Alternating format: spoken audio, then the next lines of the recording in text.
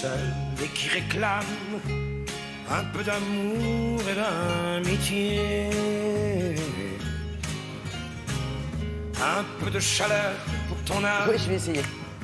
Oui, pourquoi je dis Parcoursup, Charlotte, bonjour, tout simplement parce que le film dont il est question aujourd'hui avec vous nous ramène sur les bancs de la fac, ou plutôt juste avant d'entrer à la fac, avec une histoire que vous allez nous raconter.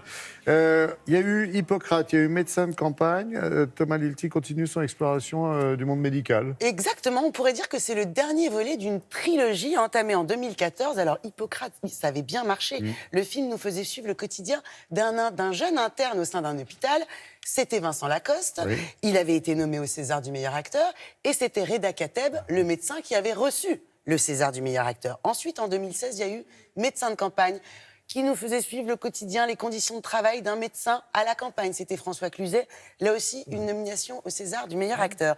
Cette fois-ci, alors c'est vrai, Laurent Thomas Lilti connaît son sujet, il est fils de médecin, et médecin. Il a été médecin généraliste jusqu'il y a encore 2 ans. Avec Première année, il nous fait suivre le travail acharné de 2 étudiants en première année de médecine. L'un, Vincent Lacoste, triple sa première année.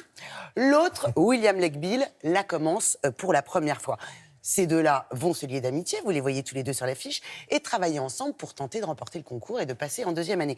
Alors, le film montre plusieurs choses. Déjà, la compétition acharnée qu'il y a entre les étudiants. Ensuite, la charge de travail titanesque et le mental en béton armé qu'il faut avoir pour supporter la pression et le rythme de cette première année en fac de médecine. Qui joue quoi? Donc Vincent Lacoste est dans le film. Bah ouais, c'est très dur. C'est très dur, exactement. Vincent Lacoste, souvenez-vous, en 2009, il y a eu Les Beaux Gosses. Les Beaux Gosses, ça l'a révélé aux yeux du grand public. Et depuis, je regardais 3 ou 4 films par an depuis 2009. Nous l'avons rencontré. Vous allez voir, il va aussi nous parler de ses années lycée. Très bien. Bonjour Vincent, merci d'être avec nous. Bonjour. Tu connais la différence entre un étudiant en médecine et un étudiant en prépa? Le demandeur d'apprendre le bottin par cœur. L'étudiant en prépa, il te demandera pourquoi. Et l'étudiant en médecine, pour quand.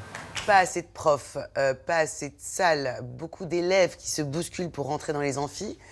Est-ce que Thomas Lilti a forcé le trait ou est-ce que c'est vraiment comme ça?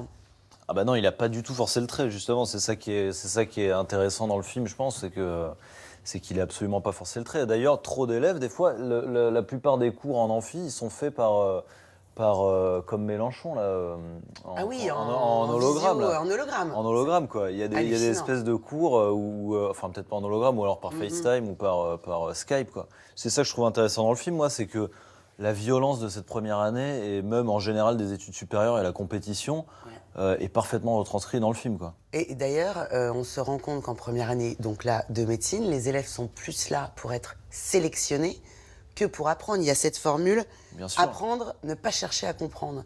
C'est hallucinant. Mais en fait, on cherche plus à éliminer des gens, tellement il y a de gens qui s'inscrivent, on cherche plus à éliminer des gens qu'à en sélectionner, quoi. À la limite, on se demande, quoi.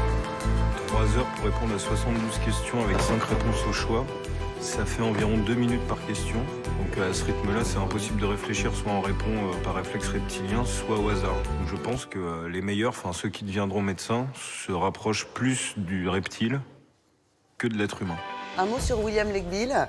William. Alors vous lui donnez la vie dure parce que j'ai vu sur un réseau social célèbre, pendant la promotion, vous le filmez dans le train en train de dormir. Il vous parle encore ou pas? Ouais, bah, le problème, c'est qu'il dort tout le temps, quoi. Il est narcoleptique ou un truc comme ça, mais il fait que... Dès qu'on entre dans un train ou dans un transport, il commence à pioncer, donc c'est pas très compliqué de le prendre en train de dormir, quoi. Tout seul, j'y arriverai pas. Avec toi, c'est jouable. T'as pris trop de retard, hein, c'est mort. Quel genre d'élève vous étiez, Vincent? Plutôt assidu, plutôt dans la lune? Moi, j'étais plutôt dans la lune, très clairement. Et au collège, ça allait parce que je pouvais faire sans vraiment écouter les et sciences tout. nat, quand même, les cours d'anatomie, les trucs comme ça. Bien sûr, voilà, les cours d'anatomie. Non, mais en fait, j'étais nul, quoi. Franchement, j'arrivais pas à me concentrer. Notamment le lycée. Hein. Le lycée, vraiment, j'étais très mauvais, j'étais un cancre. J'en peux plus, là, j'en ai marre. On fait une pause? Ouais, carrément. Pause maths? Allez, dérivée, stats, intégrale. Très certainement que j'aurais rien fait. J'aurais fait... Non, mais j'aurais donc pas pu faire grand-chose. Hein. J'aurais peut-être fait une fac qui m'aurait accepté, mais enfin bref. Ce tournage des Beaux Gosses, c'est tombé à point nommé, c'est génial. Ça, c'est sûr que ça m'a bien sauvé. Vous étiez la star de l'école, du coup? J'ai pas fait un film où j'étais extrêmement classe non plus, où je faisais.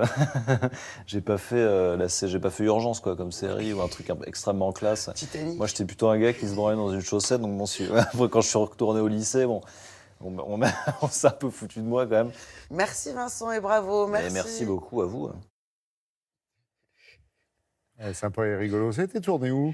Mais tourné à l'université Paris-Descartes, à la fac de médecine et également à Villepinte, là où a lieu le concours de fin de première année.